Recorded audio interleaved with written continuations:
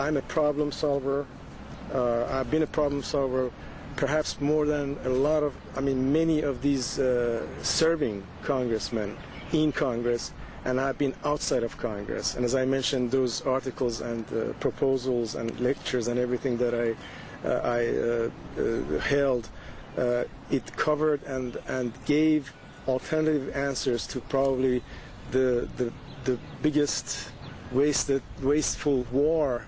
in Afghanistan and in Iraq. And my ability in problem solving and between warring nations, first of all, and then also our own role in the region, which, by the way, I don't call these two wars as wars. I call them as our own military operation in order to catch just one person in Afghanistan, which we have ended up to be bombing and killing hundreds or thousands of innocent civilians who come in the crossfire. So my position would be to go into the Congress, what I wanted to do since 2002, which I've been held back and put on hold, and try to end these two wars in an amicable way so that we can still save billions and billions of dollars and bring back our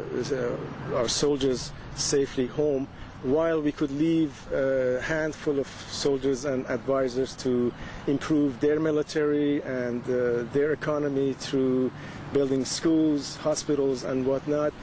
And as in the Iraq war, we need to concentrate on allowing the Kurds to actually to be independent in the area that half of it are still under the 36th parallel from the 1991. And the Kurds are still struggling and fighting. 8 years have passed by, and our old foreign policymakers are interfering in the process. They are not allowing the Kurds to become independent in South Kurdistan, which is only one part of the Kurdistan area, and also to put an end to the wasteful military spendings that we have had. I just wanted to assure everybody, all the voters and everybody, that I'm going to treat everybody equally across the board, and I'm very familiar with the local issues to begin with, like the bicycle lanes and bicycle path that I've been speaking since 1988, and also primarily also the agriculture production plan, which is one plan that I have to help Hawaii become economically self-sufficient. And these issues have been swept under the rug under the leaderships that we have had. I will work with the local politicians, leaders that we have, while I will be in Congress promoting the issues that we have, which would require grants and help from Washington to help us here in Hawaii. For example, passing the Akaka bill with a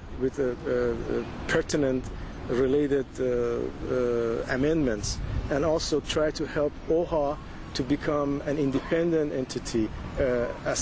separated from the state government, which was what really United States Supreme Court wanted to do, so that we can secure the 1.3 million acres of land for Native Hawaiians and allow them to have a small little sovereignty, which would include hopefully the Kaha'olawe,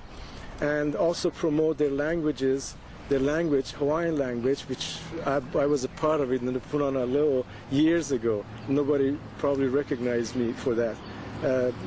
which I learned some Hawaiian and practiced it, and even in Olelo, I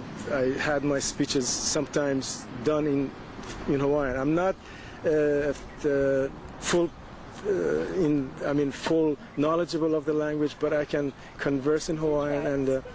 promote the language, because I speak 6 languages myself, and as I mentioned, I've had extensive experiences outside of Congress and written 3 books on the Iraq War.